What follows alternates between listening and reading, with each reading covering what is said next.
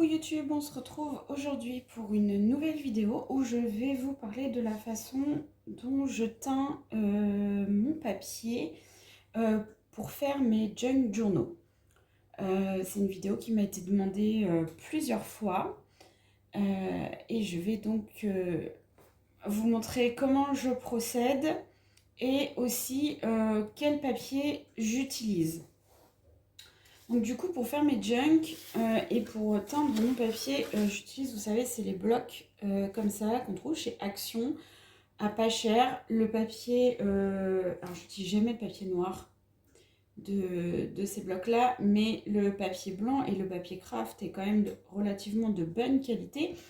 Et il se teint très bien avec le café. Donc, je fais ma petite sélection de papier. Je prends des pages plus ou moins épaisses. On va dire ça comme ça. Je ne l'ai pas préparé avant volontairement. C'est juste pour vous montrer en fait. Ça permet aussi de teindre un peu de papier. Hop, du fin et du plus épais. Parce qu'il se teint vraiment très très bien, je trouve. J'aime beaucoup ces blocs là, ils sont très très bien à utiliser. Donc une fois que vous avez pris votre papier, moi j'utilise en hiver, du moins je fais sécher mon papier au four parce que je suis en appartement, j'ai pas énormément de place, même si j'ai la chance d'avoir une scrap room.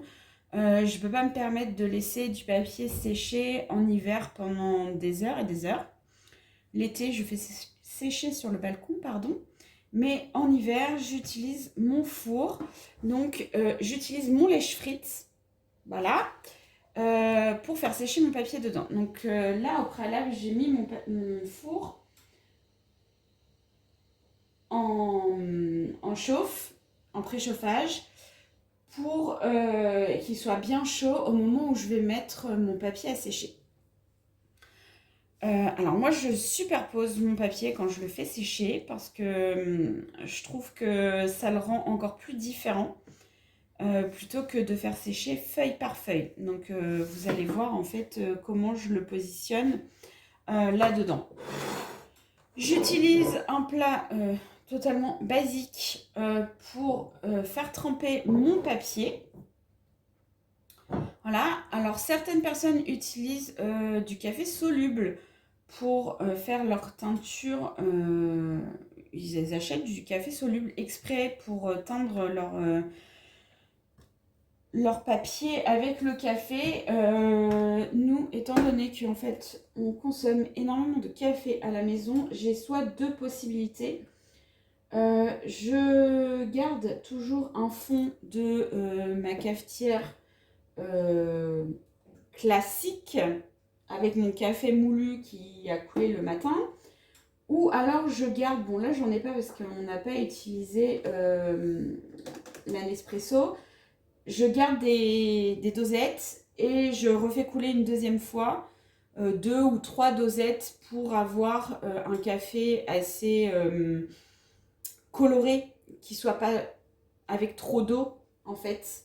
Donc là, j'en ai pas pour vous montrer, mais sachez que vous pouvez réutiliser vos dosettes. Vous en gardez 3, 4 et vous refaites couler vos dosettes. Comme ça, vous n'utilisez pas des dosettes neuves, on va dire. Moi, j'aime bien utiliser mon café de ma cafetière normale. Donc, je me suis déjà servi beaucoup de café. Là, je vais en prendre un petit peu pour vous montrer en fait comment je procède. Je le prends pas forcément chaud. Là, il est 10h. Il est encore chaud parce qu'en fait, il a coulé tout à l'heure à 8h30. Donc, il est encore chaud. Mais sachez que je l'ai déjà fait avec du café froid et ça fonctionne très très bien. Donc, moi, ce que je fais, c'est que je mets mon papier. Alors, j'espère que vous allez bien voir. Je mets mon papier directement dans mon plat.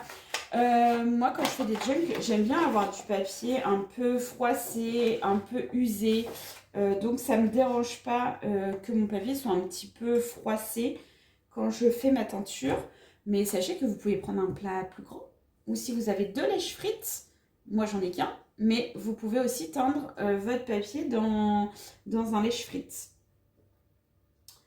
Donc, c'est soit j'ai oublié ma petite cuillère, parce que je vous reçois dans ma cuisine aujourd'hui quand même. Ça change de la scrap room.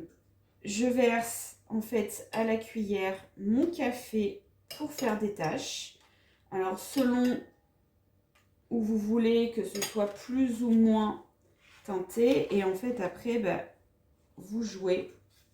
Alors vous pouvez mettre des gants hein, parce que le café ça tâche un peu les doigts. Mais si vous vous en fichez comme moi, c'est pas bien grave. Voilà. Hop.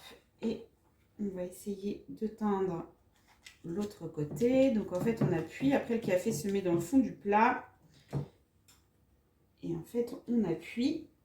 Je prends mon lèche frites et je viens déposer ma feuille au fond de mon lèche frites.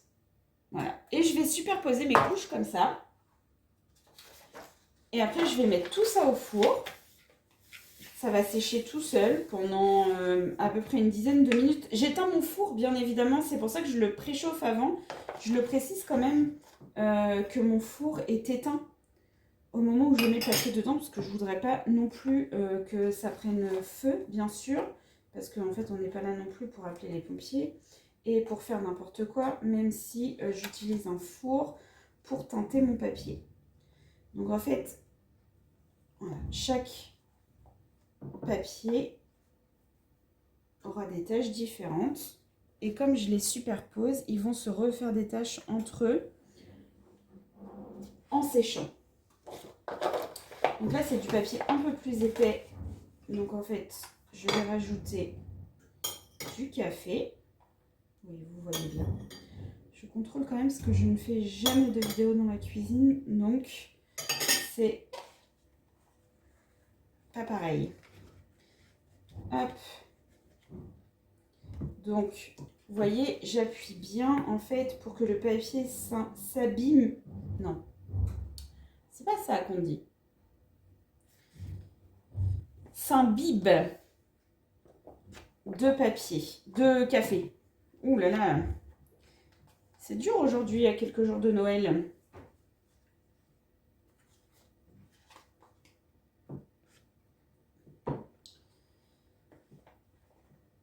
Voilà. Ça, vous voyez, il est bien imbibé. Enfin, je sais pas si vous voyez. On a l'impression que c'est très... que mon papier est encore blanc, mais en fait, c'est l'effet de la luminosité. Mais je vous assure qu'il est bien couleur café et qu'il n'y a pas de problème.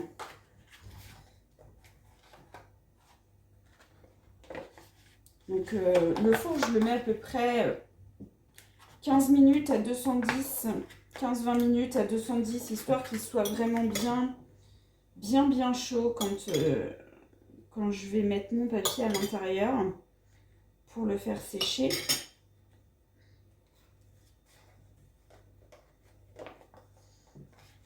Hop. Vous voyez, comme ça, vraiment, en fait, vous le voyez quand je vous montre mes junk finis, mais en fait, chaque papier est vraiment différent. Parce que déjà en fonction du grammage du papier, c'est différent. Et selon comment je le torture un petit peu, en fait. C'est surtout ça. Et ce que je repositionne en fait par-dessus pour bien le faire sécher. Alors je mets toujours un peu de café à côté, hein, parce que voilà, c'est toujours un petit peu fastidieux parfois. Vous voyez, j'ai vraiment pas utilisé énormément de café. Forcément, plus vous allez teinter de papier, plus vous allez utiliser de café. Moi, j'ai toujours un petit stock de papier déjà teinté en fait à l'avance parce que comme ça, quand je veux faire quelque chose, j'ai pas forcément besoin de reteinter du papier, d'attendre que ça sèche. Donc c'est vrai que cet été, j'ai profité de la canicule pour faire un stock. Et ça, c'est assez cool. Allez, hop. Voilà. Parce que comme le craft est un peu plus épais, c'est un peu plus difficile en fait à teinter. Selon la taille de votre plat que vous utilisez, bien évidemment. Hop. Voilà.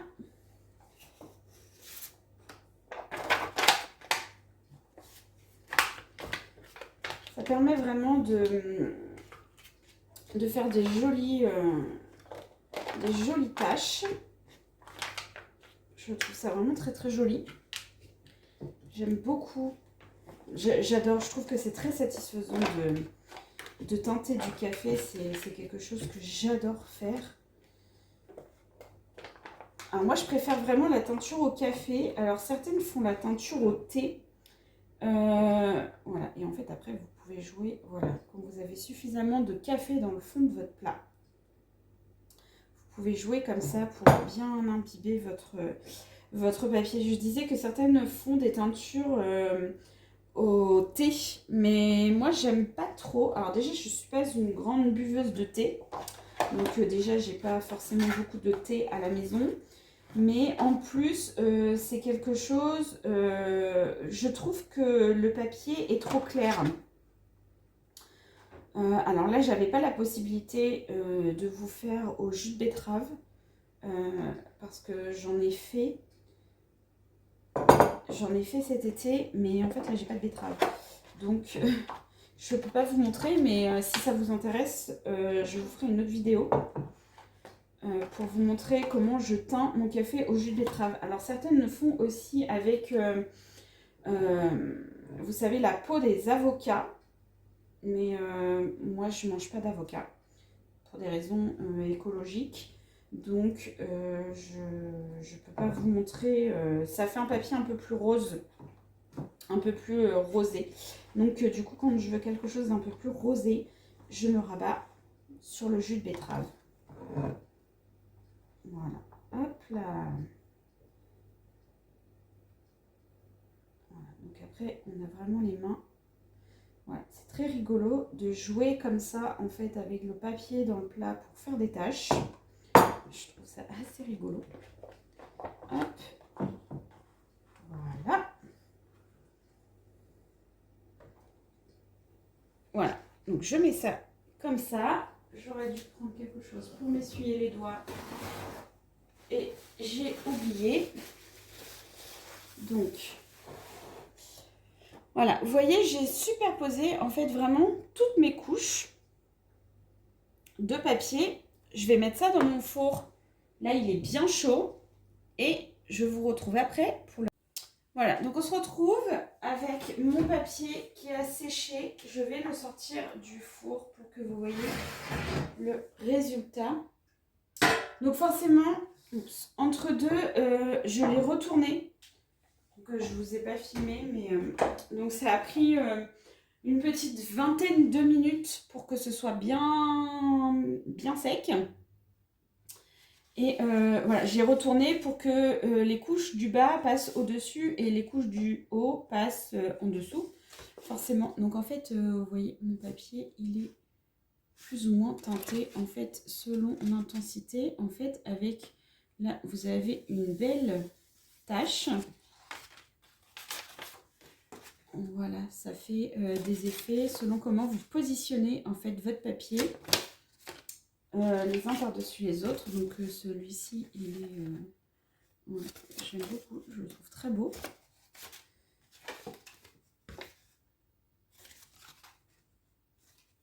Non, là, vous voyez pas, mais en fait, il est vraiment teinté. Hein. Voilà. Peut-être que comme ça, vous allez mieux voir.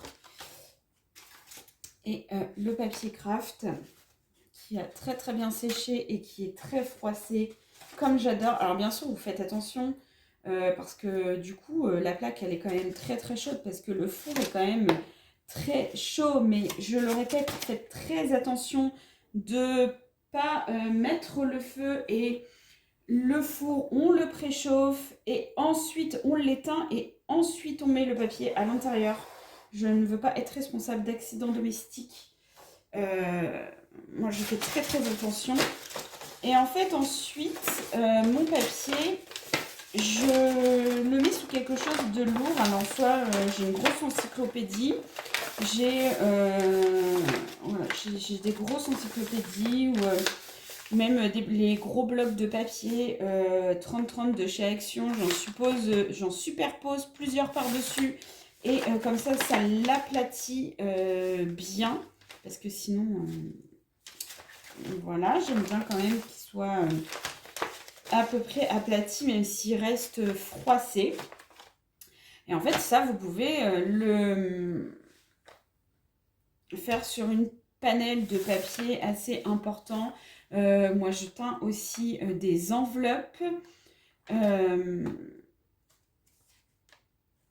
Voilà, j'ai déjà teint aussi du papier calque. Ça a un rendu assez chouette aussi quand on aime la transparence dans les junk, de teindre le papier calque. C'est assez sympa aussi, ça fait un effet que j'aime beaucoup également. Et en fait après, bien sûr, vous pouvez faire des effets en fait dessus. Certaines, j'ai vu mettre moi je le fais pas parce que j'aime pas le rendu. Mais vous disposez au moment où vous mettez votre café sur votre papier, vous disposez des petits grains de riz. Comme ça vous fait un peu un motif grain de riz. Il y a plein de choses à faire en fait avec la teinture au café, au thé ou à la betterave, à l'avocat. Je sais que certaines américaines notamment, j'avais vu sur YouTube, colorent leur papier avec du colorant alimentaire. Voilà, pour faire un peu des effets. Moi, c'est vraiment le café que je préfère. Parce que ça fait vraiment le rendu vintage. Et voilà, je trouve que pour faire les junk, c'est ce qu'il y a de mieux. Donc voilà, j'espère que cette vidéo vous aura plu. Je pense que j'en ferai d'autres avec une autre technique pour vous montrer, pour faire des motifs. Vous pouvez aussi peindre avec, vous savez, les pinceaux silicone qu'on utilise en cuisine. Ça fait aussi un chouette rendu. Bon, moi, j'ai pas de pinceau, mais sinon, c'est assez chouette. J'ai vu que certaines faisaient ça.